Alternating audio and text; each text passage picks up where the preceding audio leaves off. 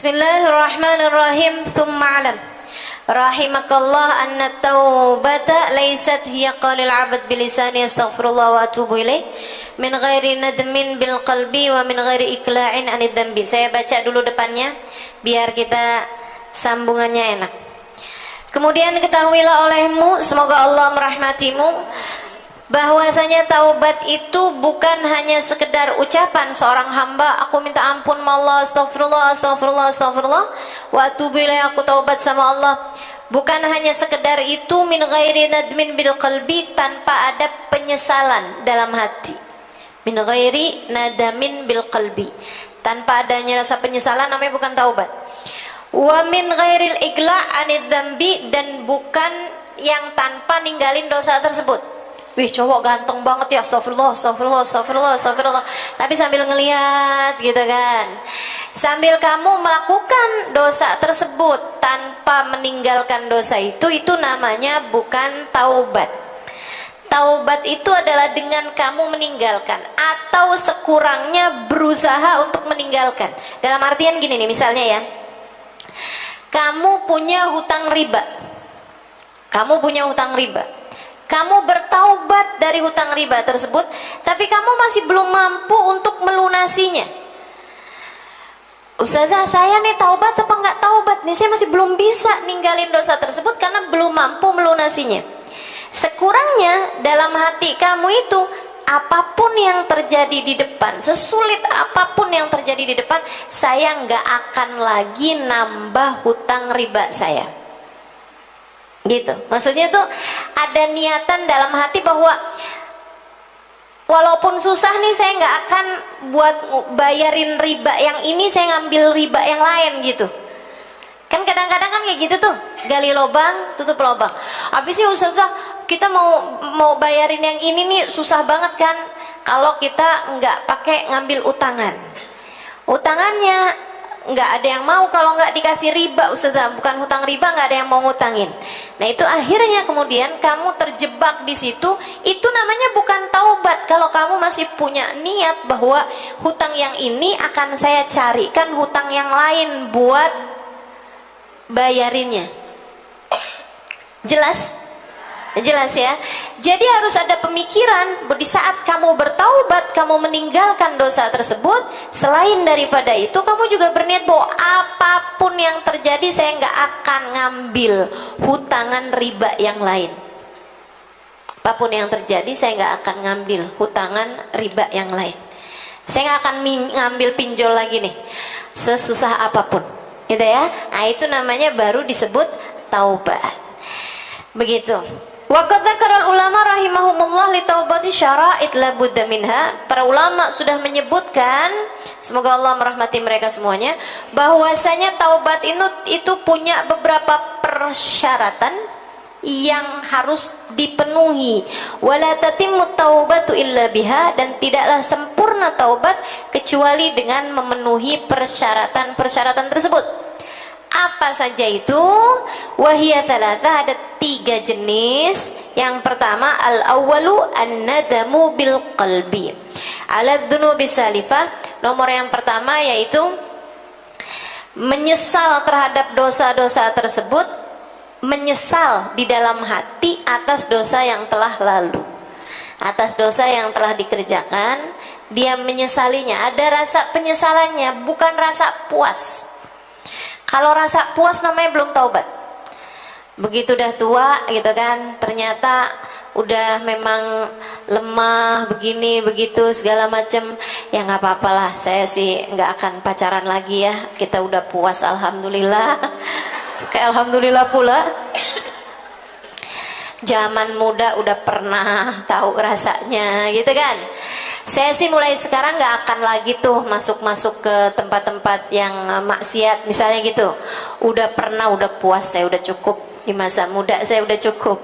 Nah itu kalau tanpa didasari rasa penyesalan gitu ya, itu namanya bukan taubat. Ya ninggalin aja, tapi bukan taubat. Taubat itu an-nadam. Taubat adalah penyesalan. Sampai-sampai Nabi Muhammad menyebutkan an-nadam taubah, kata Nabi Muhammad. Penyesalan adalah taubat. Jadi rasa nyesel itu yang namanya taubat gitu. Harus didasari dengan rasa penyesalan. Ya ampun, kok dulu kayak gitu ya saya ya. Astagfirullah ya Allah, nggak akan lagi ya Allah kayak gitu ya Allah. Tolong bantuin saya, biar saya nggak lagi mengerjakan dosa-dosa tersebut ya Allah. Gitu. Itu namanya taubat. Habis marah-marahin suami,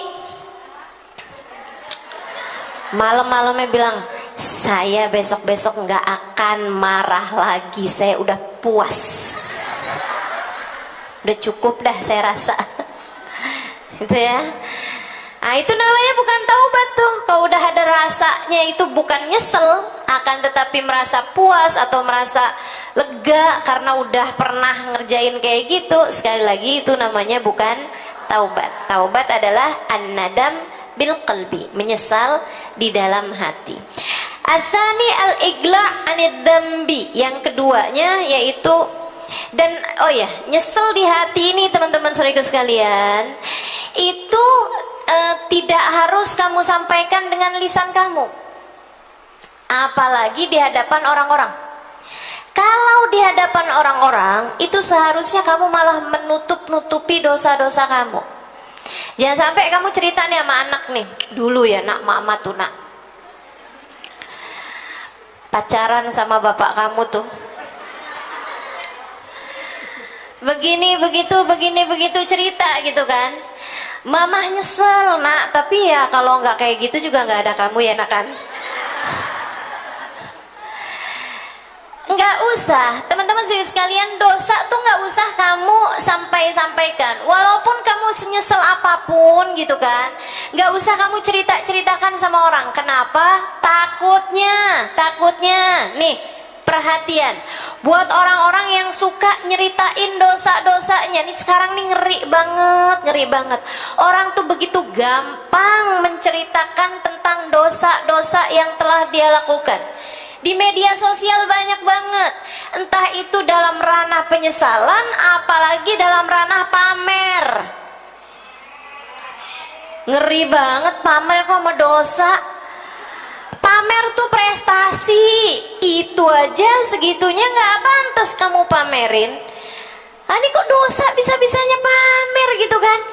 Ya Allah, serem banget teman-teman saudaraku sekalian. Makanya mudah-mudahan Allah Subhanahu wa taala bisa bikin kita berhati-hati dengan hal-hal yang semacam ini. Nah, buat orang yang suka menceritakan dosanya, jangan ya Dek ya. Jangan ya. Tapi ini saya kasih tahu aja, yang suka nyeritain dosa, khawatir terjadi yang seperti ini padamu. Di akhirat nanti Allah tutupin aib-aibmu.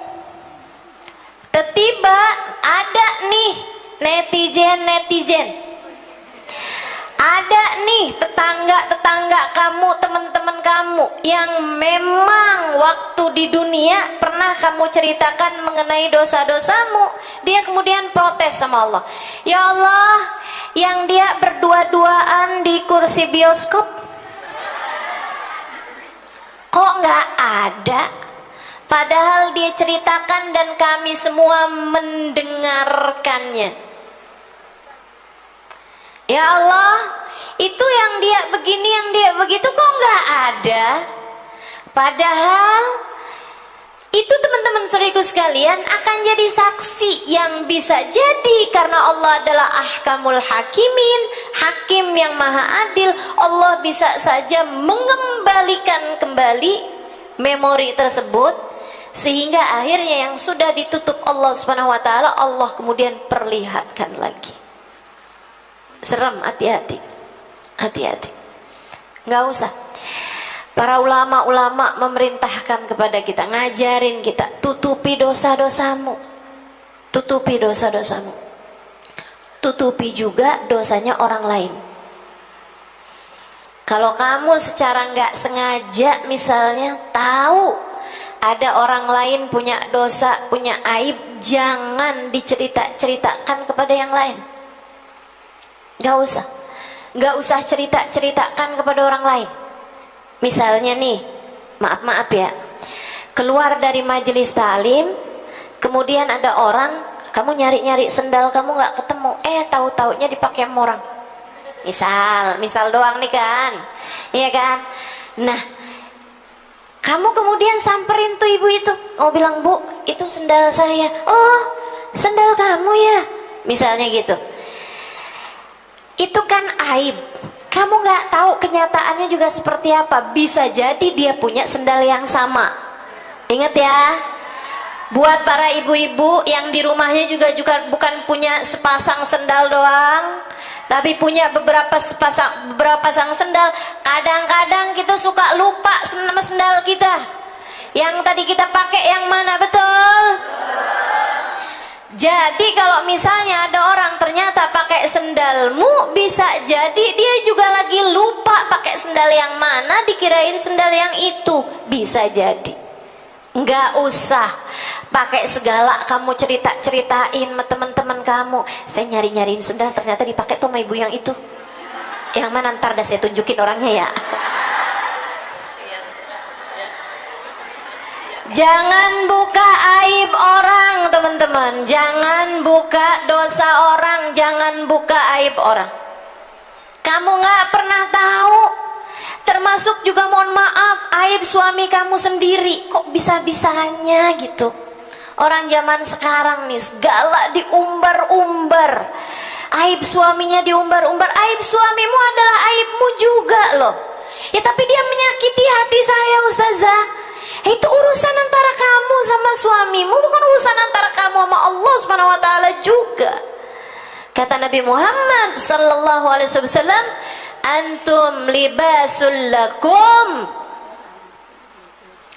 hunna libasul lakum wa antum libasun lahun."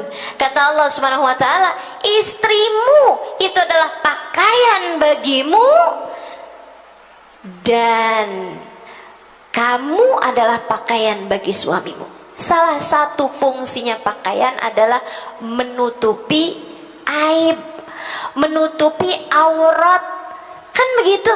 Maka jangan umbar aurat suamimu, teman-teman. Jangan buka-buka aib suamimu. Bagi para istri, jangan buka aib suami. Sebab dia adalah pakaian bagimu. Kalau kamu buka-buka aib suamimu, sama aja dengan kamu lagi pakai pakaian, kamu robek-robek pakaian tersebut.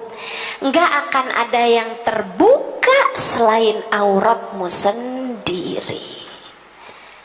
Jelas? Jelas? Jangan suka pamer dosa, dan jangan juga pamerkan dosa orang lain. Jangan tunjukkan dosamu, dan jangan pula tunjukkan dosanya orang lain. Udah cukup. Nggak usah sok-sok mau bantu malaikat raqib atid.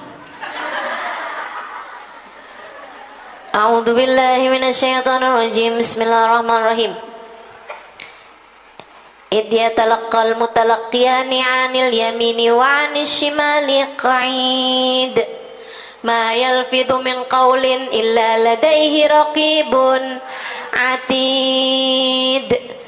Tuh udah Allah Subhanahu wa taala bilangin, semua yang disampaikan seorang manusia satu kepada yang lain, semua yang diucapkan seseorang pada yang lain, yang dikerjakan apapun itu bentuknya, udah ada malaikat raqib sama malaikat atid. Tenang, nggak usah sok-sokan mau bantuin. Kamu kok kasih tahu sih aib suami kamu? Ya kali-kali malaikat lupa nyatet. Nggak ada ceritanya. Nggak ada ceritanya malaikat lupa nyatet atau apa, semuanya ada catatannya, teman-teman. Jangan sampai aib yang seharusnya menjadi aib suamimu menjadi aibmu juga, karena kamu kemudian menceritakan aib tersebut kepada orang lain. Siapa yang menutup aib saudaranya, Allah Subhanahu wa taala akan menutup aib dirinya.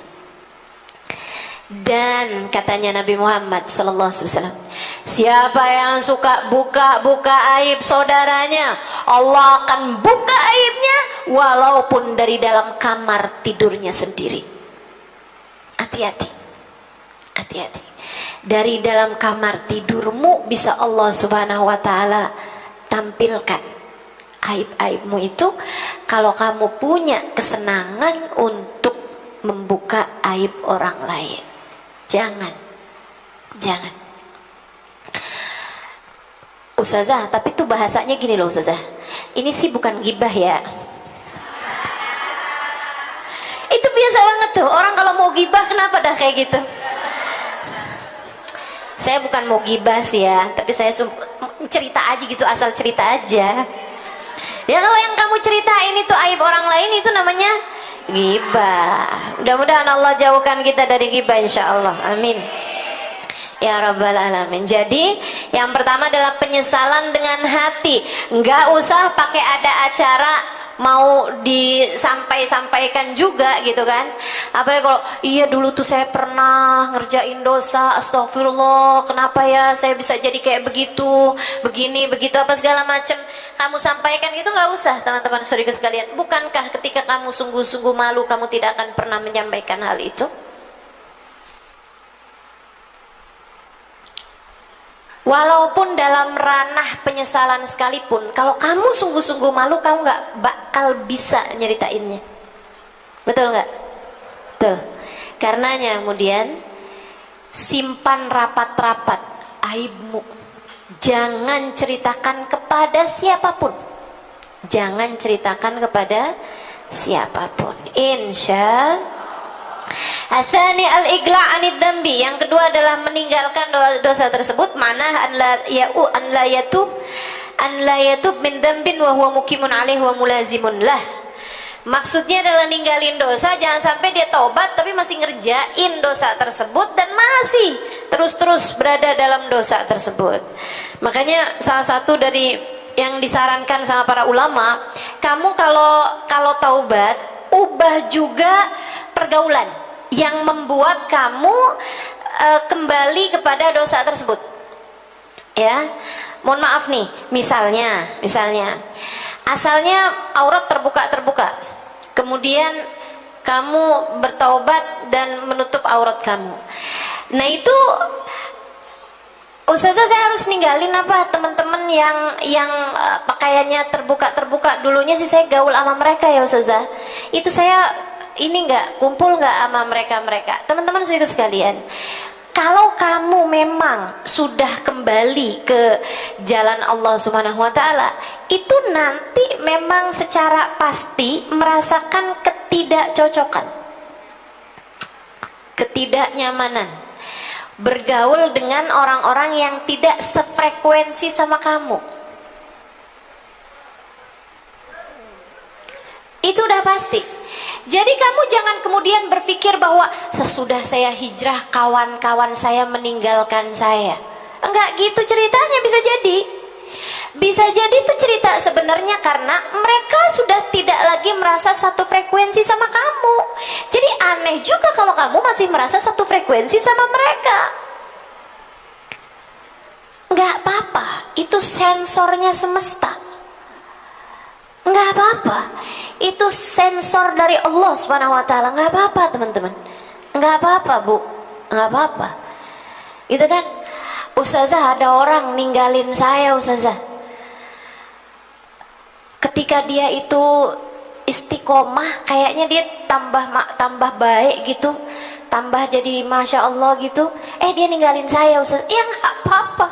Mungkin kamu udah jadi enggak satu frekuensi sama dia. Mungkin kalau ketemu kamu jadinya kamu ngajakin dia gibah.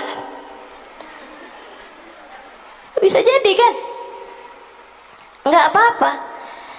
Kamu belajar untuk memperbaiki diri. Dan nanti kamu juga akan tahu bahwa orang kalau memperbaiki diri tambah lama itu memang akan ada sensornya. Tenang aja, nggak apa-apa. Yang sebaiknya kamu usahakan adalah menjadikan orang-orang di sekitar kamu bergerak bersama dengan perbaikanmu juga. Ingat teorinya mixer? ya kan? Saya pernah lihat teman saya bikin kue. Tempat kuenya tuh gede banget. Dia masukin tuh telur, dia masukin tepung, dia masukin margarin, dia masukin gula di situ. Terus ditaruhnya lah mixernya di tengah-tengah, kecil aja mixernya. Saya bilang sama dia, nggak diaduk-aduk nih. Mixernya tuh nggak diputer-puter gitu. Nggak apa-apa, biarin aja ustazah gitu. Oh, diadukin. Ntar juga keaduk sendiri. Emang iya? Jadilah saya nontonin. Saya lihat tuh si mixer tuh sendirian aja gerak di tengah. Lama-lama sebelah-sebelahnya tuh ikut bergerak. Si mentega nyamber gula, kenain tepung, kenain telur gitu kan. Lama-lama kecampur sama sebelah-sebelahnya, lama-lama kecampur. Terus bergerak sampai ke yang jauh-jauh, tahu-tahu nggak nyampe 5 menit, nggak nyampe 10 menit, semuanya udah keaduk rata, bergerak bersama dengan geraknya dia. Teman-teman serius sekalian, itu teori mixer. Pakai itu dalam kehidupan kamu berumah tangga, bergaul dan seterusnya, ya. Kamu kalau bergerak menuju kebaikan, gerak aja terus. Nggak usah nyalah-nyalahin nih, kok yang lain nggak pada gerak sih. Ketika kamu solehah, nggak kemudian kayak suami saya astagfirullah. Di saat saya sudah alhamdulillah. Apalagi anak-anak saya masih innalillahi. Teman-teman serius sekalian, nggak gitu. Tetaplah bergerak, bantu. Kalau kamu ingin membantu mereka menuju kebaikan juga seperti halnya dirimu, bantu mereka dengan doamu. Nggak usah di hadapan dia. Saya doain ya bang, biar kamu tuh sholatnya rapi. Umur udah segini loh kamu tuh masih juga ninggal sholat, astagfirullah, kayak orang nggak mau mati. Ustazah Halimah tuh bolak-balik bilang, yang nggak dibawa mati jangan bela mati-matian. Aduh, pokoknya ya, nama saya ini kayaknya banyak banget dipakai dalam rumah tanggamu. Ahlan, Ustazah Lulu Al-Habsyi.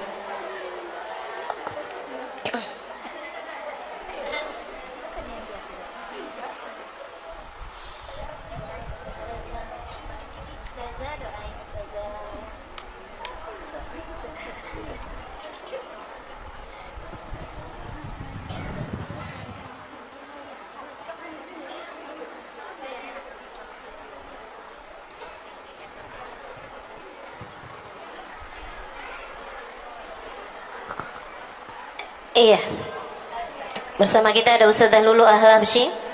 Mudah-mudahan Allah Subhanahu wa taala karuniakan kesehatan Ustazah Lulu, semakin dipanjangkan umurnya dalam taat pada Allah Subhanahu wa taala insyaallah. Mudah-mudahan kita semua tidak terhalang dari keberkahan beliau insyaallah. Amin ya rabbal alamin. Baik. Saudariku sekalian saya muliakan, Ustazah Halimah tadi dulu. Al-igla anil dzambi. Jadi kalau kita bergerak menuju kebaikan, kita gerak aja gitu, bismillah. Nah, nanti akan semuanya ikutan bergerak bersama dengan gerakmu tersebut. Ustazah, tapi Ustazah ya, dari dulu nih, saya tuh udah istiqomah dari dulu. Tapi suami saya tuh masih belum juga gitu. Gimana tuh Ustazah? Iya memang ada sebagian tuh yang jadi ujian bagi yang lain. Tapi tunggu dulu, kamu jangan sok-sok merasa bahwa suami saya adalah ujian bagi hidup saya. bisa jadi sebaliknya. Bisa jadi juga kamu yang jadi ujian buat suami kamu. Iya kan? Bisa jadi. Memang dalam urusan sholat misalnya kamu lebih baik daripada dia. Bisa jadi. Bisa jadi.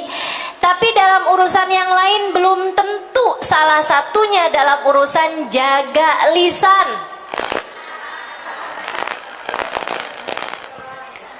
Para istri yang suka ngomel, bisa jadi dosamu ngomel lebih besar loh daripada dosanya suami ketika dia melakukan sesuatu yang bikin kamu ngomel itu.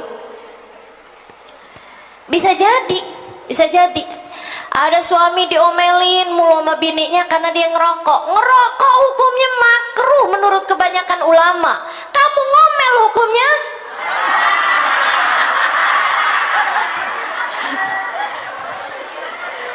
ayo dah, mau hitung-hitungan dosa. Ayo, mau hitung-hitungan dosa. Ya Allah, ya Allah, ya Allah. Ayo, tinggalin dosa. Belajar buat tinggalin dosa. Jangan sampai kita ngerjain dosa. Jangan sampai kita ngerasa kita taubat padahal kita masih mulazimun lah. Jangan sampai kita masih ngerjain kebaikan-kebaikan tersebut. Teman-teman sekalian, saya belajar banyak dari kehidupan saya yang sudah sangat panjang ini. Berasa panjang umur banget ya, berasa udah tua padahal sebelahan mau sudah dulu.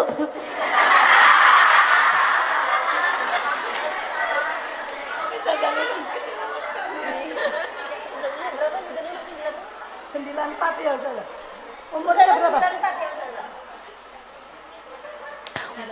93 loh umurnya loh. Ya Allah. 94. Masya Allah. Teman-teman sekalian, saya belajar begini nih. Saya lihat kalau kamu itu taubatnya beneran, kembali kepada Allahnya beneran. Nih ya, kita lagi bahas taubat nih. Kalau seseorang bertaubat dengan taubat yang sungguh-sungguh, menyesali dosa-dosanya, taubatan nasuha, itu teman-teman saudara sekalian, terlihatnya itu kayak orang yang kena hujan yang rintik-rintik, kena hujan yang rintik-rintik. Hujannya itu bukan hujan yang deras, halus banget rintik-rintiknya. Rasanya tuh kayak gitu. Orang taubat itu rasanya kayak orang taubat, orang hijrah nih ya, perubahan dari satu fase kehidupan ke fase kehidupan yang lain. Kalau nasuha yang banyak saya lihat itu kayak orang kena terpaan gerimis, tapi gerimisnya tuh halus-halus banget. Dia nggak lari dan dia nggak bikin orang lari. Tiba-tiba semuanya kebasahan kayak gitu. Itu taubatan nasuha. Jadi kayak yang orang kalau taubat beneran, ya, kamu nih habisnya belajar, lama-lama kayak yang iya ya, hidup buat apaan juga sih. Ya udah deh, saya harus lebih sabar ngadepin suami, harus lebih sabar ngadepin anak, harus lebih bener nih dalam hidup saya nih, sholat mesti bener. Saya mau belajaran, mau tahajud, saya mau belajaran untuk nggak ninggalin witir, saya mau belajaran buat nutup aurat, saya nggak ini, saya nggak itu. Itu tuh kayak orang kena gerimis, kayak orang kena gerimis, nggak bikin lari. Rasanya tuh nggak kayak yang, oh saya hijrah, saya ini, saya itu, saya harus begini, saya harus begini. Nggak gitu rasanya, nggak gitu. Terus tuh juga nggak bikin orang di sekitar lari. Anak-anak nggak yang kemudian mama aneh, nggak gitu, nggak gitu. Suami juga nggak ngerasa yang so usadah banget sih nih, nggak gitu, nggak gitu. Kayak yang ya biasa-biasa aja, tapi ngedapetin istrinya sekarang ngomongnya lebih santun. Istrinya sekarang lebih santai ngadepin apa-apa. Yang dulu-dulu suka gampang jadi sumbu pendek, sekarang sumbunya jadi lebih panjangan. Begitu kan? Yang biasanya gampang bereaksinya, gampang marahnya, atau bahkan yang biasanya suka keluar tuh dari mulutnya nama-nama binatang yang najis mughaladhah, sekarang nama binatangnya berubah jadi empus, jadi meong gitu ya. Nama binatangnya berubah gitu misalnya. Teman-teman saudaraku sekalian yang saya muliakan, nah itu perubahan-perubahan yang gak bikin orang lari, malah justru bikin orang tuh jadi kepengen ngedeket, yang akhirnya tiba sesudah setahun, 2 tahun, 3 tahun, dia ngelihat semuanya sudah kebasahan dengan gerimis hidayah yang turun pada mereka saat itu. Semuanya tiba-tiba udah jadi tambah baik aja semua. Suami yang asalnya ninggal sholat nggak ada lagi ceritanya. Anak-anak yang susah dibangunin subuh nggak ada lagi ceritanya. Keadaan yang suka semuanya keluar kalimat-kalimat yang kasar-kasar, keras-keras di dalam rumah, teriakan-teriakan nggak jelas, bahkan mungkin terkadang piring, gelas yang pada bertebaran, sekarang semuanya bertebarannya di rak piring atau di tempat cucian piring. Jadi semuanya udah pada di tempatnya masing-masing gitu. Semuanya udah jadi kayak satu frekuensi bahwa hidup adalah perjalanan menuju kematian. Semuanya udah sama frekuensinya, semuanya menuju Allah Subhanahu wa ta'ala. Seperti itu teman-teman saudaraku sekalian, itu yang namanya taubatan nasuha. Makanya kalau rada mendadak tuh saya suka agak gimana ya, bukan untuk ngelihat orang lain, tapi curigai diri kamu sendiri. Curigai diri kamu sendiri. Kalau dari yang asalnya A kemudian menjadi Z dalam waktu yang secepat kilat gitu ya, dari yang asalnya terbiasa sama yang haram-haram, tiba kemudian jadi yang ibarat katanya nih, dari yang asalnya auratnya terbuka kemana-mana, tiba-tiba kemudian jadi tumpuk-tumpuk kerudungannya gitu, jadi yang tiba-tiba kayak berlebihan gitu kan. Nah itu ya teman-teman saudaraku sekalian, yang kayak begini kalau kamu ngerasa kayak saya tuh yang lagi diceritain kayaknya saya tuh misalnya gitu ya, silahkan curigai hatimu teman-teman, sebab hidayah itu kalau datang rasanya tuh kayak gerimis. Kayak gerimis, nggak bikin lari kamu, nggak bikin lari orang-orang di sekitar. Saudaraku sekalian, apalagi kalau hidayah, kalau yang kamu sebut sebagai taubat, yang kamu sebut sebagai hidayah, kemudian membuat kamu kayak yang ngeliatin tetangga kamu, astagfirullah kok dia gitu amat ya. Ngeliatin suami kamu, ya ampun bang, kalau kamu kayak gini neraka panas neraka itu. Tiba-tiba kamu kemudian menjadi yang sosok yang jadi aneh banget di hadapan anak-anak kamu. Cepetan bangun, subuhnya udah mau habis kamu nih. Kalau kamu gak sholat subuh juga neraka tahu. Nih yang modelan kayak gini nih, yang harus saya sampaikan sama kamu itu bukan tentang Ustazah gimana caranya ngomongin gimana anak saya Ustazah biar anak saya jadi bener, bukan. Tapi saya mau sampaikan sama kamu, kamu tuh loh yang bener. Kamu yang benar. Kamu yang benar. Teman-teman saya sekalian, emang kenapa Ustazah kayak gitu? Nih saya kasih tahu. Orang itu kalau ibadahnya diterima sama Allah, kalau taubatnya diterima sama Allah. Taubat itu puter balik teman-teman. Taubat itu taba ya tubuh. Taubatan artinya adalah kembali. Kembali kepada siapa? Atubu ilallah, aku bertaubat, aku kembali kepada Allah. Namanya juga orang kembali, ada yang diterima, ada yang enggak. Betul nggak?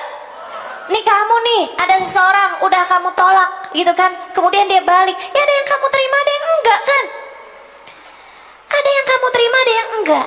Nah, kalau sebuah taubat itu diterima oleh Allah Subhanahu wa taala, maka rahmat akan turun kepada orang tersebut. Dan saya kasih tahu, rahmat itu rasanya adem. Rahmat itu nggak akan pernah bikin lari. Rahmat itu rasanya damai. Rahmat itu kalau turun rasanya damai. Teman-teman saya sekalian, beberapa hari yang lalu saya cerita tentang Hubabah Bahiyah. Saya kasih tahu kepada semua jamaah bahwasanya selama masa tinggalnya Hubabah Bahiyah di Daruzahra, saya hampir nggak pernah susah. Sebab setiap kali saya susah, lagi susah hati saya nih, lagi sumpek, lagi sedih, lagi susah hati, lagi kebebanan, satu pikiran apapun, saya akan datang ke tempatnya Hubabah Bahiyah. Nggak harus ngomongin masalah hadis Nabi, ayat atau ayat Quran atau pelajaran agama atau ucapan orang ulama, nggak usah.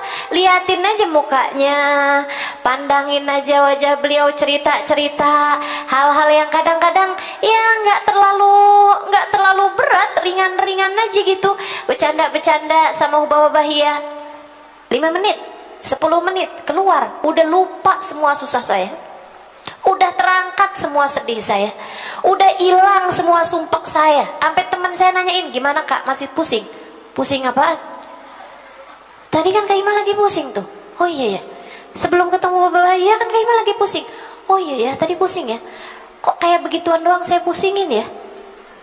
Heran malahan jadi sebab, maksudnya terhadap sebab kepusingan saya. Kenapa bisa begitu? Karena orang-orang solehah yang sudah sangat solehah, yang sudah sangat tercinta di sisi Allah Subhanahu wa taala, turun guyuran hujan rahmat kepada mereka yang luber sampai kepada orang-orang di sekelilingnya. Maka saya kasih tahu, kalau di rumah kamu itu isinya berantem, bertengkar, suara keras, ini itu segala macam, dari suamimu misalnya, dari anak-anakmu misalnya, salah satunya adalah karena rahmat yang Allah turunkan di rumah tersebut tidak cukup untuk bisa mengademkan suasana seisi rumah. Carilah lagi kedekatan dengan Allah Subhanahu wa taala. Taubatin lagilah dosa-dosa kamu itu. Kembalilah kepada Allah Subhanahu wa taala. Menangislah di keheningan malammu. Kemudian mintalah kepada Allah, Allahumma ighfir lana warhamna wa tub alaina. Allahumma ighfir lana warhamna wa tub alaina. Allahumma ighfir lana, ya Allah ampuni dosa-dosa kami ya Allah. Dosa saya, dosa keluarga saya, ampuni semuanya ya Allah. Warhamna, sayangi, rahmati kami semua ya Allah. Rahmati kami semuanya. Wa tub alaina, kembalikan kami ke jalanmu ya Allah. Saya, suami saya, anak-anak saya, keluarga saya meminta kepadamu ya Allah, sayangilah kami ya Allah. Jika di dunia saja kami seperti masih berada di neraka, bagaimana pula kami kalau Engkau sampai tidak memaafkan kami di akhirat nanti. Saudaraku sekalian yang saya muliakan, itu namanya taubat. Sekali lagi, taubat atau yang orang sekarang sering sebutnya dengan istilah hijrah, itu datangnya seperti gerimis, nggak bikin lari dirimu, nggak bikin lari orang di sekitarmu, kemudian bergerak terus menuju kebaikan. Perlahan-lahan tiba-tiba kamu merasakan bahwa ternyata semuanya sudah kebasahan dengan rahmatnya Allah Subhanahu wa ta'ala. Al-thalis al-azm an la ya'ud. Nah, sementara seperti yang tadi saya sampaikan ya, kalau kamu tuh taubat nih, kamu berasa taubat dari dosa, tapi yang ada hasil dari taubat itu adalah nyinyir sama orang-orang yang belum bertaubat, itu sih saya bilangin, kamu belum benar-benar taubat, kamu hanya berpindah dari satu dosa ke dosa yang lain. Dan bisa jadi dosa yang sekarang kamu sedang jalani lebih berat di sisi Allah daripada dosa yang kamu telah meninggalkannya. Hati-hati. Misal, kamu dulunya auratnya terbuka, tapi bersama dengan itu kamu masih merasa bahwa yang auratnya tertutup, yang pakai jilbab, ya itu mereka lebih solehah sih memang.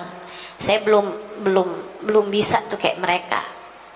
Saudara sekalian, satu hari kamu kemudian bertaubat, kamu kemudian pakai jilbab rapi, bahkan kamu pun pakai kaos kaki, begitu kan ya?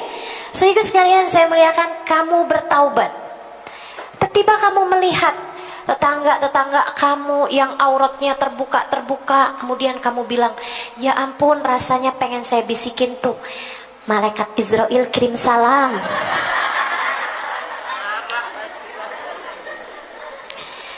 Tuh orang udah mau mati, tapi masih kayak gitu juga. Ya Allah, kapan tuh taubatnya ya? Ih, astagfirullah. Saudara sekalian saya muliakan, dan kamu merasa kamu taubat? Enggak, kamu hanya berpindah dari dosa buka aurat menuju dosa ujub dan bahkan sombong dengan kebaikan kamu tersebut, yang bisa jadi kesombongan itu, ujub itu lebih besar dosanya di mata Allah daripada dosa membuka aurat. Itu kamu lagi kayak, mohon maaf, kayak pindah dari satu neraka ke neraka yang lain. Jangan sampai itu terjadi kepada diri kita, teman-teman. Jangan sampai nyinyir sama pelaku dosa. Ingat-ingat ucapan seorang ulama. Ingat-ingat ini ucapan penting banget. Rubba maksiatin awrathat dhullah ahabbu ilallah min ta'atin awrathat kibra. Berapa banyak dosa yang melahirkan sifat tawadhu lebih Allah sukai daripada taat yang melahirkan kesombongan. Saya ulangi, berapa banyak kemaksiatan yang melahirkan ketawaduan, dosa tapi melahirkan rasa rendah hati, rasa rendah diri di hadapan Allah, kayak yang, ya Allah, dosa saya ini pantas loh, ini bikin saya masuk neraka kalau Allah nggak ampunin. Kemudian ngelihat orang-orang lain yang mengerjakan ketaatan, betapa mulianya mereka dan betapa hinanya saya. Terkadang dosa yang demikian lebih Allah sukai daripada ketaatan melahirkan kesombongan. Taat sih, tapi jadi sombong. Tahajud sih di waktu malam, subuh di awal waktu, tapi ngelihat suaminya kayak yang, saya ahli surga dan kamu sebaliknya. Kok bisa-bisanya hanya gara-gara satu tahajud di malammu itu kamu kemudian jadi sok-sokan merasa bahwa kamu adalah ahli surga? Jenis rahmat macam apa yang kamu harapkan turun di dalam hatimu tersebut? Enggak gitu ceritanya, teman-teman. Rahmat itu adem, rahmat itu damai, rahmat itu tenang. Ada orang-orang gak pergi majelis, tapi setiap kali dia lihat di Instagram, di status orang-orang hadir majelis, ih seneng ya, ya ampun seneng ya, tapi saya masih punya anak kecil, saya masih ada orang tua yang harus saya urusin. Kapan ya, mudah-mudahan kapan-kapan bisa hadir. Ya udahlah, nggak bisa hadir secara langsung, live streaming boleh juga kali ya. Kayak gitu. Atau atau kesibukannya bekerja membuat dia nggak punya waktu untuk hadir majelis karena kerjanya itu adalah untuk menafkahi anak-anak yatim yang suaminya sudah meninggal dunia misalnya, atau dia menafkahi orang tuanya, atau bahkan menyekolahkan adik-adiknya. Teman-teman saudariku sekalian, tapi dia pengen senang kalau ngeliatin orang-orang pergi majelis gitu. Terkadang yang begini nih lebih banyak dapat rahmatnya Allah SWT. Dia sambilan dengerin, sambilan lagi ngerjain pekerjaan-pekerjaannya dia, tapi telinganya sambil dengerin kajian-kajian saya. Mungkin sambilan nyetrika, mungkin sambilan nemenin ibunya, mungkin sambilan nemenin anaknya yang sedang sakit, sambilan nyuapin anak bayinya, tapi dia sambilan dengerin kajian saya. Itu terkadang lebih Allah rahmati, lebih turun hujan rahmatnya Allah dibandingkan dengan yang pergi-pergi pengajian kemudian, ih ngapain sih si ibu ini ada duduk dekat saya.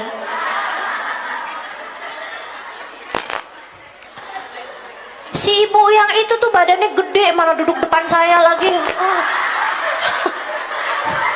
Ustaz Halimahnya nggak kelihatan.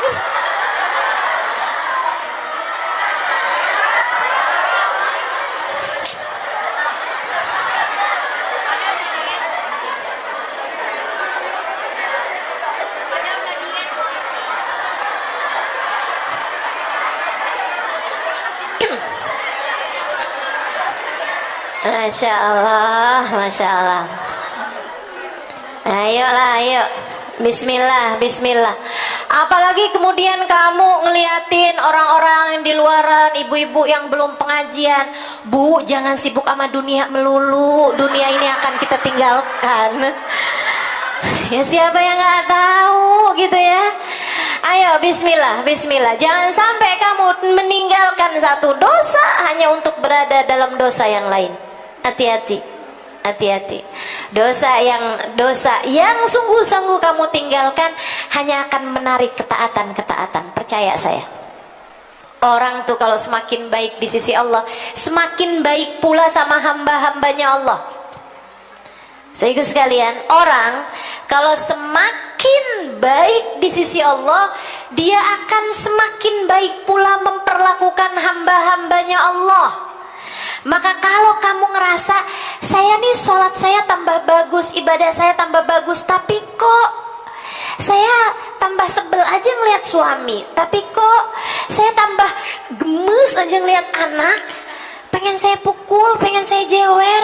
Teman-teman saudaraku sekalian, artinya rahmat Allah belum turun sebanyak itu padamu.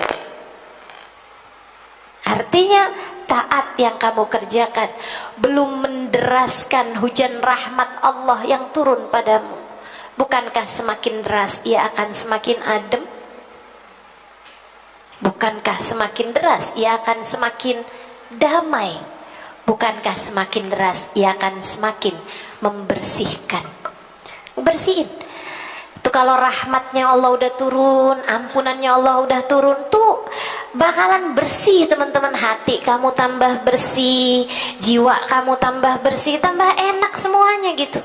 Tambah adem, suami juga tambah seneng karena istrinya ngomongnya jadi tambah santun, tambah bagus kata-katanya. Anak-anak juga kayak begitu, tambah lebih sering mendapatkan pelukan dari ibunya, tambah lebih sering mendapatkan doa-doa indah ibunya, tambah lebih ngerasain bahwa ibunya adalah sosok yang menjadi panutan dalam keluarganya gitu.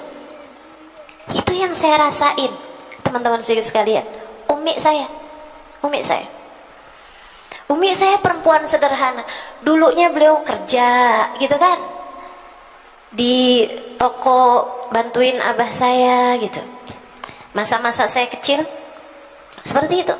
Kemudian saya mulai pulang dari Tarim, umi saya mulai nggak kerja lagi, itu kan. Kemudian beliau mulai hadir-hadir di majelis. Beliau kemudian mulai tahajudnya lebih bagus, ibadah malamnya lebih bagus. Tambah hari tuh saya tambah liatin, kok tambah pendek aja nih waktu tidur umi saya. Tambah tua umi saya itu, tambah lama tuh tambah semakin pendek waktu tidurnya. Beliau tidur kayak jam 9 tuh udah tidur, tapi jam 12 di saat saya belum tidur umi saya udah bangun. Terus tuh mulain bikin kopi di dapur. Habis itu beliau kemudian mulai wudhu, sholat, baca Quran, sholat lagi, baca doa, ya Allah, ya Allah, sampai subuh. Nanti habis subuh, habis baca-baca zikir itu kemudian beliau tidur lagi. Jam-jam 8 udah bangun, gitu kan. Subhanallah, subhanallah. Kemudian saya merasakan umi saya tambah lama, tambah hatinya penuh rahmat. Tambah lama hatinya tambah penuh sayang. Kayak semua orang disayangin sama umi saya. Kayak semua orang yang pernah berbuat salah sama umi saya sebesar apapun, kemudian beliau dengan mudah memaafkan semuanya. Kayak jadi tambah damai hatinya, kayak jadi tambah lebih tenang hidupnya. Subhanallah, subhanallah, subhanallah. Rahmat tuh kayak gitu jatuhnya ke hati seseorang. Saya nggak lihat orang diturunin hujan rahmat kemudian jadi tambah nyinyir sama tetangga, nggak pernah. Serius sekalian saya melihat, saya lihat guru saya Hubabah Nur. Mungkin kalau yang dari awal-awal ikutan majelis, hadir di majelis kami, majelis kita ini, ngerasain tambah lama hatinya tuh kayak isinya tambah rahmat aja gitu semuanya. Tambah lama tuh tambah kayak begitu. Kayak awal-awal saya bersama dengan beliau tuh, saya kalau bikin salah takut gitu, wah nanti ditegur nih sama beliau. Dan saya, kenapa kamu gitu Halimah? Hubabah, saya tadi ini Hubabah, begini Hubabah, begitu Hubabah. Mencari-cari alasan, memang betul alasan gitu. Tapi saya, Hubabah kemudian sih kayak memaafkan, tapi kayak yang hati saya tuh kayak gitu. Betul, saya murid beliau dan ya wajar sebagai seorang murid bikin salah, ditegur sama gurunya itu sesuatu hal yang memang pasti terjadi, bukan? Pasti terjadi, bukan? Teman-teman saya sekalian saya muliakan, sampai kemudian bertahun. Kemarin nih di kedatangan saya 2025, saya sebagai murid yang belum juga benar melakukan kesalahan lagi. Saya bikin kesalahan lagi. Sepanjang hari itu saya mengutuki diri saya. Kamu nih kapan ceritanya jadi murid bener Halimah? Kalau jadi murid aja kamu gak benar-benar, gimana ceritanya kamu bisa jadi umat yang benar buat Nabi Muhammad? Dan kalau kamu jadi murid aja belum benar, gimana ceritanya kamu bisa jadi hamba Allah yang benar Halimah? Kapan kamu ceritanya bisa benar? Saya kemudian memutuskan untuk menjumpai guru saya Hubabah Nur. Saya sampaikan sama beliau, Hubabah, saya minta maaf, tadi pagi saya begini. Hubabah senyum mengembang dari wajah beliau tanpa ada teguran apa-apa. Beliau dengan mudahnya mengatakan, enggak apa-apa Halimah, enggak apa-apa, kamu enggak usah kepikiran nak, enggak apa-apa, sama sekali enggak apa-apa. Kami memakluminya. Subhanallah. Rahmat tuh kalau tambah gede teman-teman, itu akan bikin yang gede buat dia tuh cuman dosanya dia, dosa orang lain tuh kayak kecil semuanya. Itu rahmat. Kalau kamu belum punya kayak begitu, berarti belum segitunya kamu diturunin rahmat. Kalau kamu masih merasa bahwa dosa kamu itu kecil, kesalahan kamu tuh gak berarti, sementara dosa orang lain, kesalahan orang lain gede semua di mata kamu. Suami kamu kalau bikin kesalahan kayak yang gak bakalan kamu bukakan pintu, baik pintu rumah ataupun pintu hati gitu. sekali dia bikin kesalahan tuh kayak udah yang ketutup banget gitu, kayak nggak ada kebaikan dia di mata kamu. Artinya kamu belum diturunin rahmat Allah segitu gedenya. Belum. Kamu masih harus lagi belajar. Kamu masih harus lagi introspeksi diri. Kamu masih harus lagi bertaubat. Kamu masih harus lagi bertaubat. Apalagi kalau kamu sampai ngerasa, saya nih salah apa sama kamu sampai kamu bisa-bisanya memperlakukan saya seperti ini. Wah, fix sih, itu rahmat belum turun sama kamu. Maaf teman-teman, maaf. Itu kalau kamu sampai bikin kamu ngerasa bahwa kamu gak pernah bikin dosa, sementara dosa suami kamu, dosa anak kamu, dosa saudara kamu segitu gedenya, sampai kamu ngerasa bahwa kamu adalah yang paling tersakiti, yang paling terzolimi, adalah korban, kamu adalah yang paling banyak pengorbanannya selama ini dalam rumah tangga kamu, dan seterusnya. Teman-teman saudaraku sekalian yang saya muliakan, artinya adalah bahwa rahmat dan ampunan bahkan belum turun kepada dirimu itu. Kembalilah kepada Allah Subhanahu wa taala. Kembalilah, taubatilah dosa-dosamu. Menangislah di hadapan Allah Subhanahu wa taala di keheningan malam. Kemudian kamu sampaikan padanya, ya Allah, selamatkan hati saya yang bahkan sudah tak mampu lagi menjadi cermin yang bersih untuk sekedar menampakkan aib-aib saya. Hati itu yang bagus bisa jadi cermin, teman-teman, membuat kita bisa melihat dengan benar aib-aib kita, dosa-dosa kita. Itu kan fungsinya cermin, membuat tahu nih yang kurang-kurang dari penampilan kita apa. Nah, kalau sudah nggak bisa lagi ngelihat dosa-dosa diri sendiri, yang kelihatan hanya dosa-dosanya orang, hati macam apa itu? Cermin macam apa itu? Bukan berarti hatimu berarti belum jadi cermin buat diri kamu. Tangisilah itu. Makanya Habib Umar mengatakan, orang mukmin yang baik adalah, begini, bahasa tepatnya begini nih, aib terbesar bagi seseorang adalah ketika dia sibuk melihat aib orang lain dan tidak lagi melihat aib dirinya sendiri. Itu aib terbesar bagi seorang manusia, ketika yang bisa dia lihat adalah aib orang aja, aib dirinya sendiri nggak pernah kelihatan. Itu adalah aib terbesar. Artinya kamu mesti nangisin dosa-dosa kamu. Kalau kemudian kamu ngerasa, dosa saya yang mana ya yang harus saya tangisin, saya kayaknya sebenarnya nggak terlalu gitu-gitunya amat lah dosa saya, tangisin itu. Tangisin ketidakmampuanmu melihat dosa, teman-teman, karena itu adalah aib terbesar, dosa terbesar dalam diri kamu. Namanya dosa sombong. Dan Allah Subhanahu wa taala menyebutkan, hanya di dalam Al-Quran Allah menyebutkan hanya dosa kesombongan yang mendekatkan kepada kekafiran. Dosa-dosa yang lain tuh nggak Allah sebutkan bersama dengan kekafiran loh, hanya dosa kesombongan. Kata Allah Subhanahu wa taala, aba wastakbar wa kana minal kafirin. Iblis itu enggan untuk sujud, iblis itu sombong, maka dia termasuk di antara hamba-hambaku yang kafir.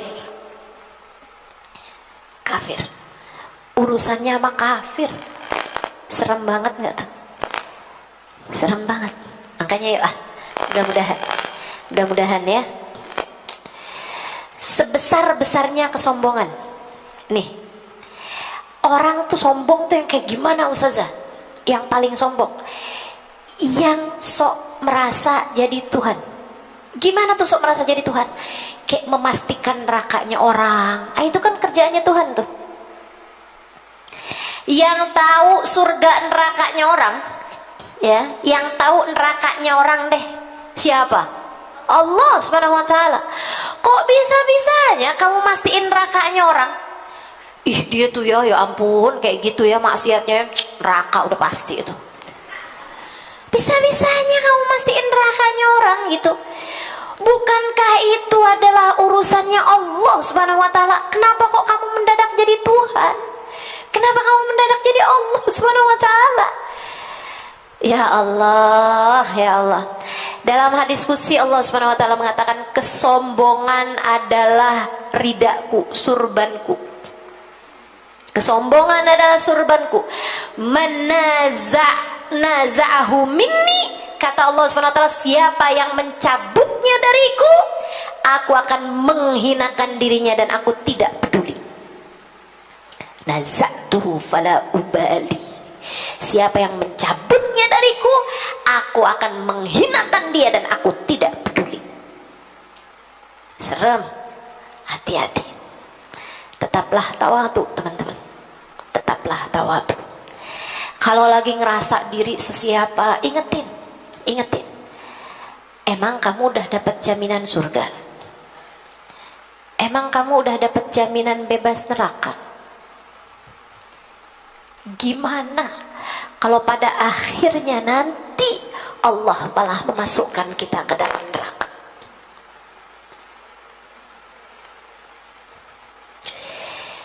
Kalau sampai Allah mau memasukkan kita ke dalam neraka, kita bisa bikin apa? Itu harus terus kita ingetin nih ke diri kita ini. Teman-teman sekalian, saya, kamu, kita semua belum pernah dapat jaminan surga. Saya, kamu, kita semuanya belum pernah dapat jaminan bebas neraka.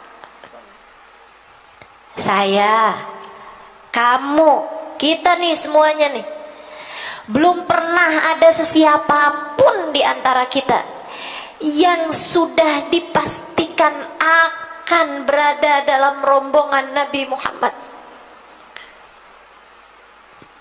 Meskipun kita sangat menginginkannya, tapi saya sampaikan padamu, saya belum mendapatkan jaminan untuk itu. Dan saya yakin kamu pun juga begitu. Tidak ada sesiapapun di antara kita yang sudah dapat tiket untuk kebersamaan dengan baginda Nabi Muhammad SAW. Belum. Karena hal itu, berhati-hatilah sama rasa hatimu. Berhati-hatilah jangan sampai kebaikan-kebaikanmu habis termakan kesombongan. Jangan sampai pahala yang sudah kamu lakukan habis dimakan sama rasa bangga terhadap dirimu itu. Jangan biarkan ujub, sombong menghabisi diri-diri kita, menghancurkan diri-diri kita. Taubati dosa. Salah satunya adalah dosa kesombongan. Coba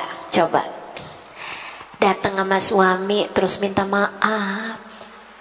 Kasih tahu sama suami, ridhoi saya ya. Bagaimanapun kan surga saya kuncinya kamu yang pegang. Bilang sama suami. Ini pasti nih berat banget nih.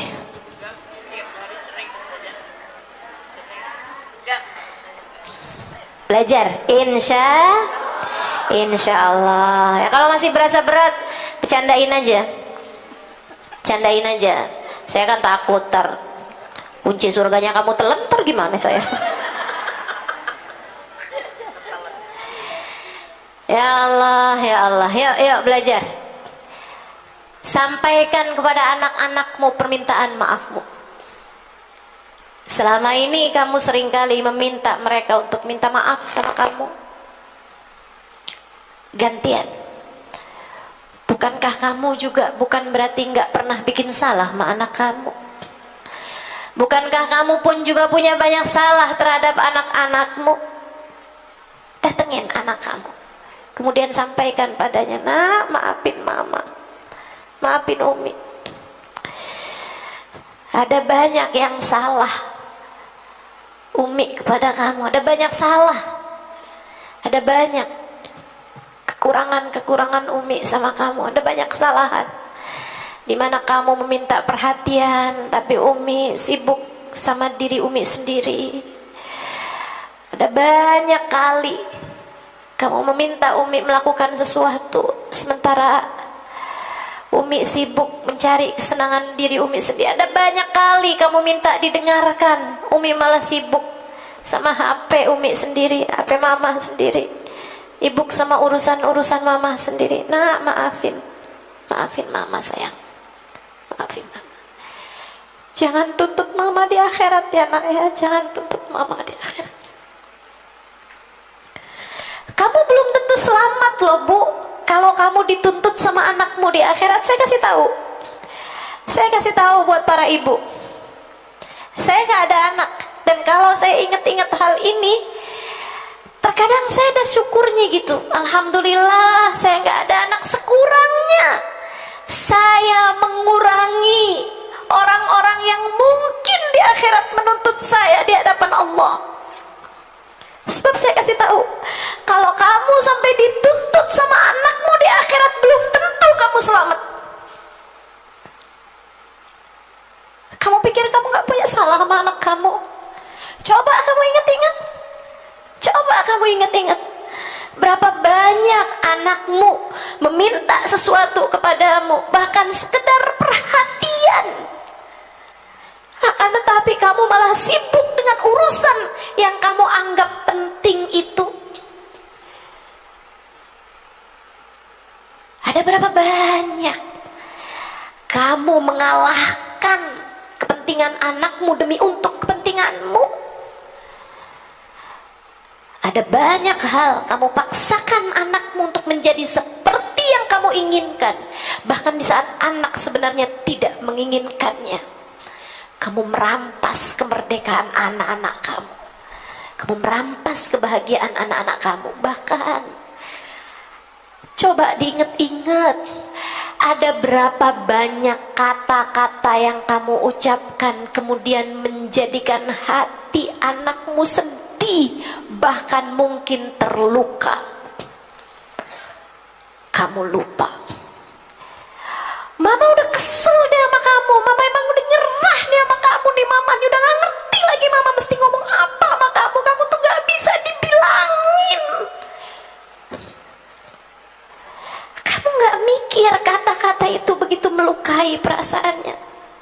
Mama sedih nih punya anak kayak kamu nih. Kamu gak mikir kata-kata itu kayak apa melukai hati anak-anakmu.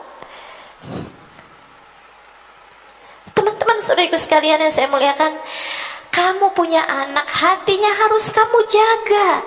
Dan sekali lagi saya sampaikan padamu, kalau kamu sampai dituntut di akhirat sama anak-anak kamu, belum tentu kamu selamat. Belum tentu kamu selamat. Betul bahwa ada anak yang durhaka, yang kemudian belum tentu selamat di akhirat karena kedurkaannya kepada orang tuamu. Betul. Akan tetapi jangan lupa juga ada orang-orang tua yang justru nggak selamat ketika dituntut sama anak-anaknya di akhirat nanti. Tawaduklah bahkan kepada anak-anakmu. Dia hamba Allah Subhanahu wa taala. Mereka hamba Allah Subhanahu wa taala. Ya Allah, ya Allah. Ayolah. Taubat ya, insya Allah. Al-thalith, al-azm ala an la ya'ud ila dunub ma'ash. Berjanji untuk tidak lagi kembali kepada dosa tersebut sepanjang kehidupan kita. Itu syaratnya taubat. Kalau masih kayak yang percuma nih saya taubatin, ntar juga saya kerjain lagi. Nah, jangan, ilangin perasaan itu. Tapi ustazah, kan mungkin banget untuk kita balik lagi mengerjakan dosa tersebut. Mungkin, tapi mungkin juga loh buat kamu tinggalin. Mungkin juga loh buat kamu tinggalin. Misalnya nih, jadi gini, Imam Ghazali dalam kitab Minhajul Abidin bilang, jangan sampai ketakutanmu untuk kembali lagi mengerjakan dosa menghalangkanmu dari taubat nasuha. Kamu jadi kayak mikir-mikir, nih saya taubat nih, ntar juga saya ulangin lagi dosanya, itu kan berarti kayak ngebohongin Allah gitu loh. Jangan teman-teman saya sekalian, taubat aja. Kamu taubat, kamu minta maaf sama suami kamu. Walaupun misalnya ada perasaan dalam hati kamu, nih saya percuma nih minta maaf, ntar juga saya ulangin lagi gitu. Jangan, taubat aja, minta maaf aja dulu. Minta maaf, kerjain aja. Kamu mau minta maaf sama anak-anak gitu, jangan sampai kamu bilang, nanti kalau pas giliran saya marah lagi, ntar anak saya bilang, mama katanya udah ini mah untuk minta maaf, aku mau ulangin lagi. Ya nggak apa-apa, nanti kalau kamu kerjain lagi kamu minta maaf lagi, kan gitu. Tapi yang sekarang kamu perlu buat minta maaf, teman-teman saudara sekalian, sama orang-orang yang ada di sekitarmu, orang tua kamu, sama saudara-saudara kamu. Minta maaf yang tawadu. Nggak apa-apa, jangan sampai gengsi membuat kamu kesulitan untuk minta maaf kepada orang lain. Dan tentu saja minta ampun pada Allah Subhanahu Wa Taala. Jangan sampai kamu punya pikiran, saya nggak mau ngebohongin Allah, nih kayaknya dosa ini nih bakalan saya kerjain lagi, jadi saya nggak mau tobat sekarang karena saya takut nanti saya dianggap ngebohongin Allah Subhanahu Wa Taala. Allah, tobat sambel aja, tobat hari ini besok juga diulangin lagi, gitu ya. Jangan, katanya Imam Ghazali, bertaubatlah. Kalau datang pikiran kamu, percuma ntar juga saya ulangin, misalnya gitu, sampaikan sama diri kamu, emang kamu yakin bisa jadi kamu mati? Bisa jadi loh, kamu taubat bener-bener nih di malam hari, kamu sampai dengan linangan air mata bilang, ya Allah ampunin napas, ya Allah ampunin semuanya, ya Allah ampunin semuanya, ya Allah maafin, ya Allah maafin saya, ya Allah maafin, ya Allah ampuni dosa-dosa saya, ya Allah ampuni dosa-dosa saya nggak mau lagi ngerjainnya, ya Allah ampunin. Dengan linangan air mata kamu nangis kepada Allah Subhanahu Wa Taala, Allah kemudian menerima taubat kamu. Besoknya kamu meninggal dunia, enak banget tuh, mati bersih, betul nggak? Betul nggak? Tapi kan ternyata saya masih hidup, ustazah. Bu, nih urusan dosa nih ya, kayak orang nyapu rumah. Ada nggak di antara kita yang kayak gini? Nggak usah sapu deh, ntar juga kotor lagi. Ya kamu sapu aja, kotor lagi tapi ustazah, ya sapu lagi. Kan begitu. Demikian pula dengan dosa.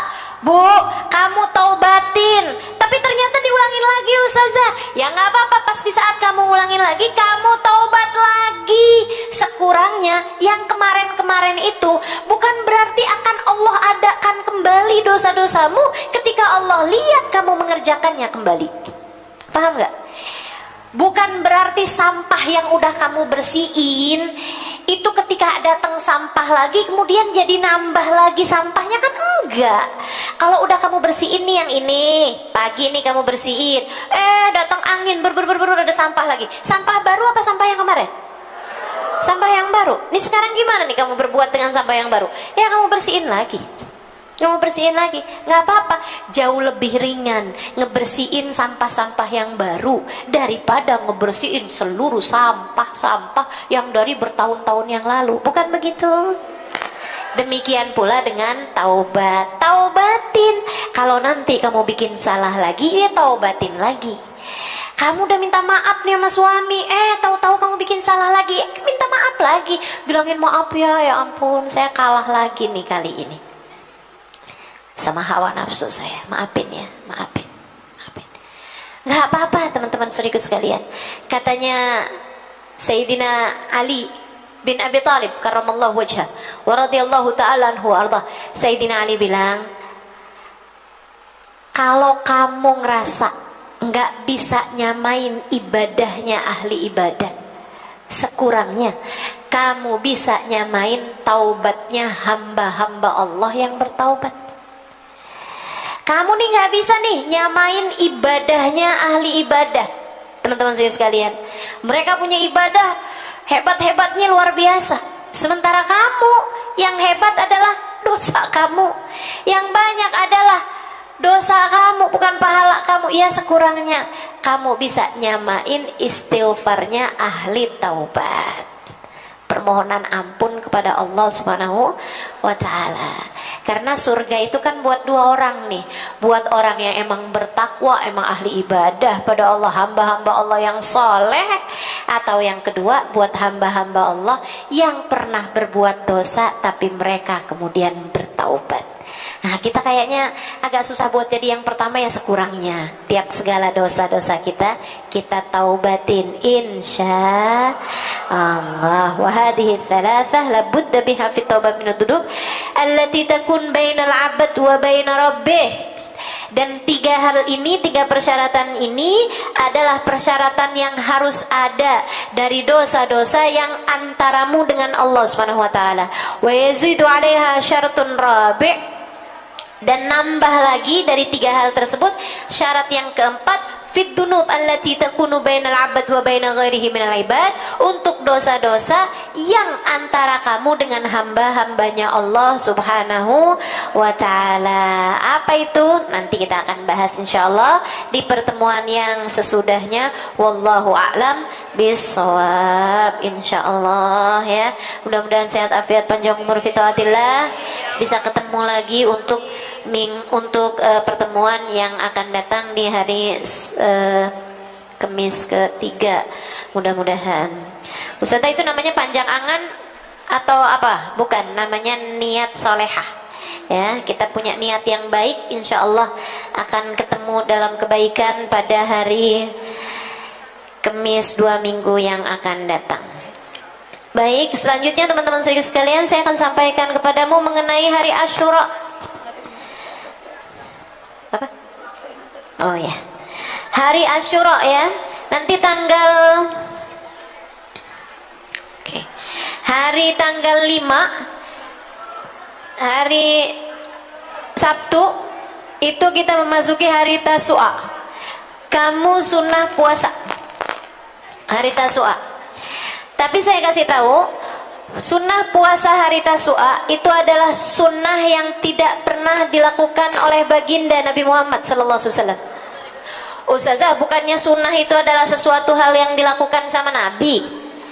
Iya, sunnah itu ada yang dari perlakuan atau perbuatan Nabi Muhammad, dari af'al, dari perbuatan Nabi Muhammad. Ada juga dari ucapan Nabi Muhammad, ada juga dari takrir dari Nabi Muhammad menganggapnya benar, gitu ya. Hukum itu bisa berasal dari sana juga, gitu. Sebab Nabi itu mustahil untuk membiarkan sesuatu yang batil di hadapan beliau. Jadi kalau ada sesuatu dilakukan di hadapan Nabi, Nabi Muhammad membiarkannya, mendiamkannya, itu berarti sesuatu hal dibenarkan secara syariat ya. Nah, yang sunnah itu dari af'al dan aqwal, dari ucapan dan perbuatan Nabi Muhammad sallallahu alaihi wa ala alihi wasallam. Teman-teman sekalian, puasa hari Asyura, yaitu puasa tanggal 10 Muharram, jatuhnya pada hari tanggal 6, hari Minggu ya. Hari Minggu itu adalah puasa sunnah yang sudah dilakukan Nabi Muhammad bahkan sebelum kewajiban puasa Ramadan. Simak dengan baik ini. Puasa hari Asyura tanggal 10 Muharram adalah puasa yang sudah dilakukan Nabi Muhammad SAW bahkan dari sejak sebelum diwajibkannya puasa Ramadan, yaitu dari masa Nabi Muhammad ada di Mekah.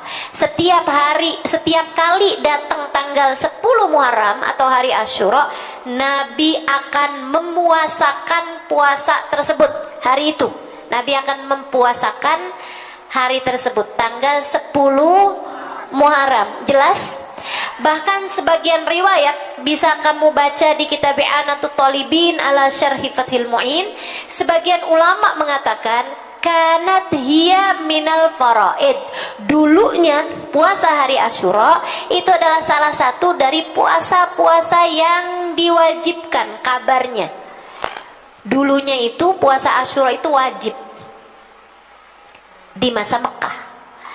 Sampai sampai ketika diwajibkannya puasa Ramadan pada tahun kedua Hijriah, sesudah hijrahnya Nabi Muhammad 2 tahun, datang bulan Ramadannya Allah Subhanahu wa taala wajibkan puasa sebulan penuh, yaitu puasa bulan Ramadan. Sejak hari itu maka puasa-puasa yang sebelumnya wajib berhukum sunnah, di antaranya puasa hari Arafah, dan di antaranya lagi adalah puasa hari Asyura.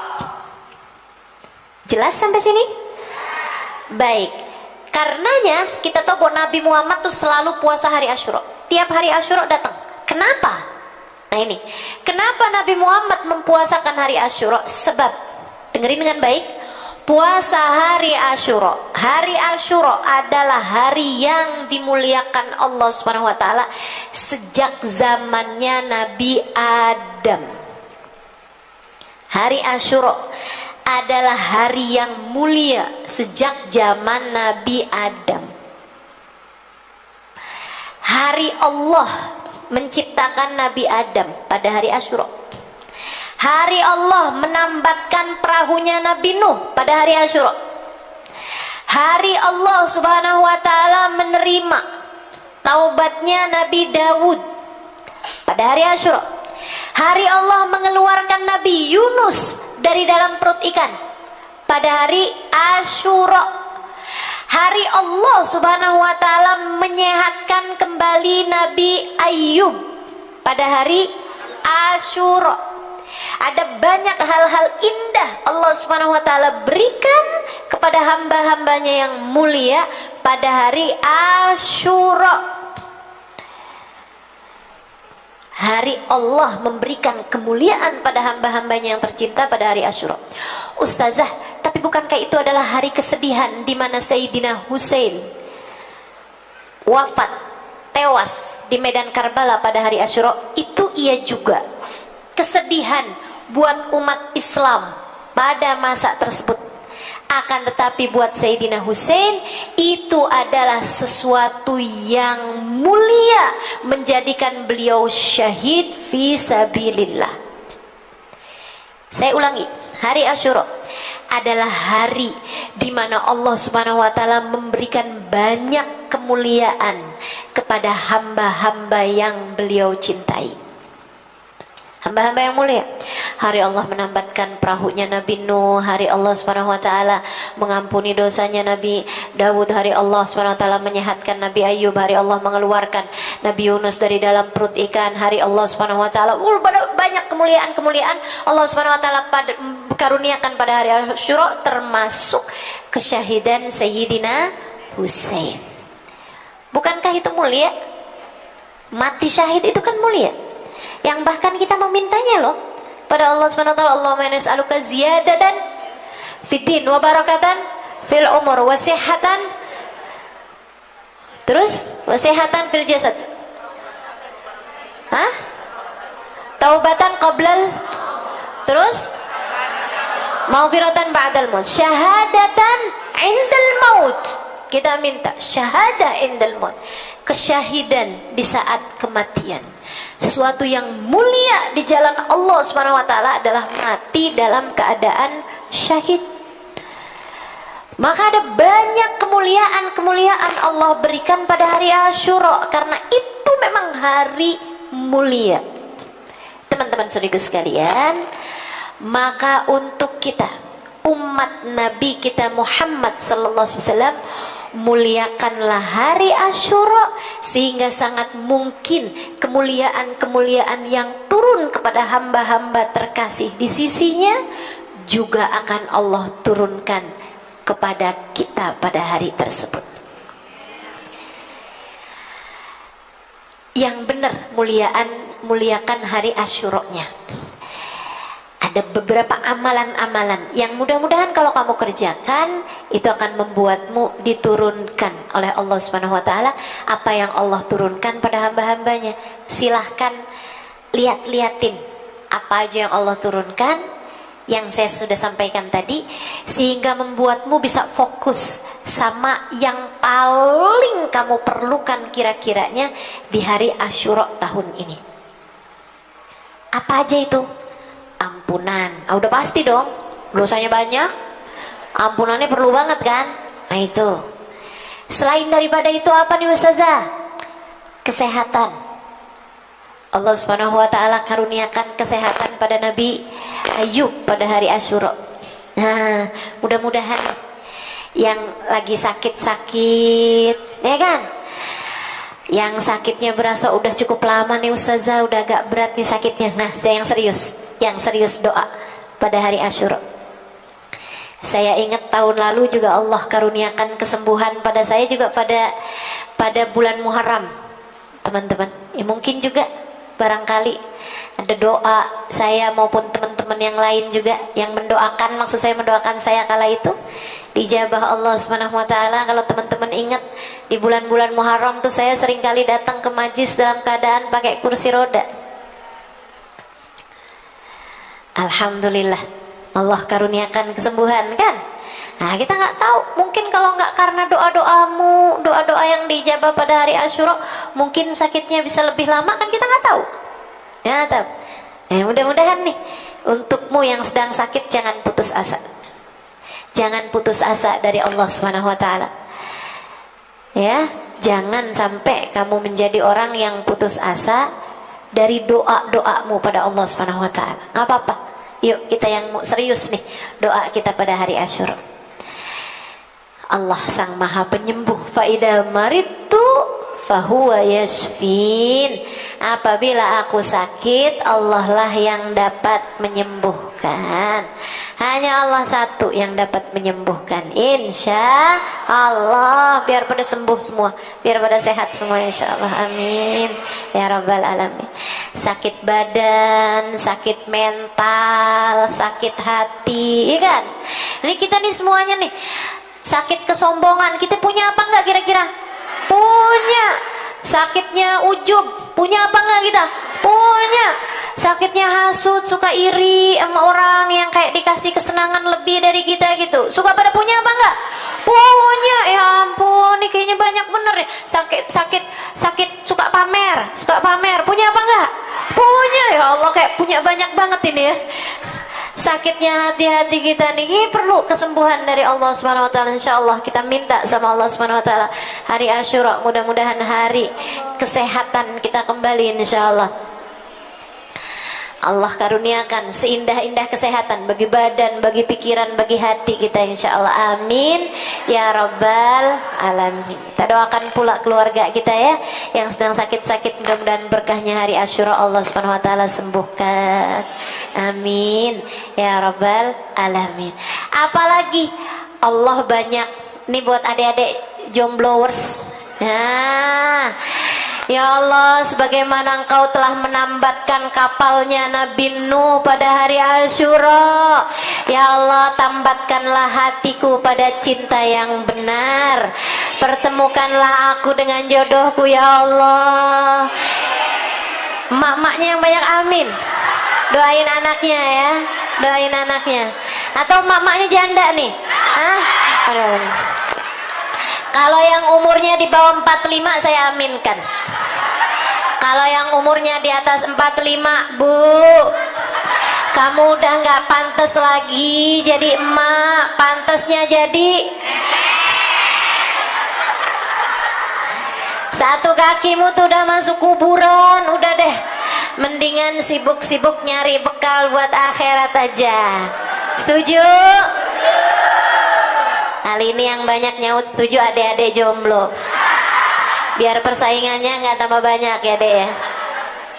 Baik ya, jadi tuh menyesuaikan tuh hari Asyura yang sedang dalam kesumpekan permasalahan, baik permasalahan rumah tangga ataupun permasalahan kehidupan, yang lagi kayak Ustazah rasanya dada saya sesek banget nih Ustazah karena hutang yang sedang begitu numpuk nih Ustazah, susah banget nih hidup saya. Yuk hari Asyura, muliain hari Asyura. Nabi Yunus dikasih kesumpekan, ya Allah teman-teman, tuh nggak bisa ngapa-ngapain. Kita mah sumpek-sumpek masih bisa bikin es teh panas. Masa ada es teh panas? Ya ini dari sumpeknya ya, sampai es teh aja panas tuh. Saudaraku sekalian saya muliakan. Nah ini nih lagi sesumpak-sumpaknya kita tuh masih bisa lah gitu ngerjain apa yang bisa bikin hati jadi agak terhiburkan. Kebayang Nabi Yunus gimana caranya mau buka internet? Nabi Yunus nggak bisa ngapa-ngapain, teman-teman saudaraku sekalian, nggak bisa ngapa-ngapain Nabi Yunus, ya kan, di dalam perut ikan. Tapi segitunya Allah Subhanahu Wa Taala keluarkan Nabi Yunus dari perut ikan pada hari Asyura. Maka yuk, yang sedang dalam permasalahan kehidupan, yang sedang dalam kesumpakan apapun itu aja bentuk kesembuhanmu, yang serius minta doa pada hari Asyura, yang serius memuliakan hari Asyura. Semoga sebagaimana Allah mengeluarkan Nabi Yunus dari perut ikan, Allah pun mengeluarkan dirimu dari segala kesumpakan kehidupan. Itu kan, ada banyak hal-hal indah yang Allah Subhanahu Wa Taala karuniakan kepada diri hamba-hamba Allah Subhanahu Wa Taala. Mudah-mudahan kita pun juga dibagi hal yang sama, insya Allah. Amin ya rabbal alamin. Itu kenapa kok pada diri? Duduk. Kayak minta cepet-cepet majelisnya bubar. Enggak, saya masih mau bicara ya, teman-teman sekalian. Kemudian yang berikutnya lagi. Jadi apa aja nih Ustazah yang bisa kita lakukan nih pada hari Asyura yang mulia ini? Oh iya, Nabi Musa juga tuh Allah Subhanahu Wa Taala selamatkan Nabi Musa dan kaum Bani Israel dari Om Fir'aun. Nggak usah Om ya, Fir'aun. Dari Fir'aun dan bala tentaranya, dengan ditenggelamkannya Fir'aun dan bala tentaranya di Laut Merah, itu juga terjadinya pada hari Asyura. Kita doakan nih negara-negara yang sedang berkonflik, mudah-mudahan Allah menangkan. Kita juga doakan kita bisa menang menghadapi musuh bebuyutan kita yang namanya syaitan. Musuh bebuyutan hidup kita nih, teman-teman saya sekalian. Musuh bebuyutan hidup kita namanya, yang hubungan kamu sebenarnya kamu musuhi tapi suka TTM, teman tapi mesra. Semua yang dibilang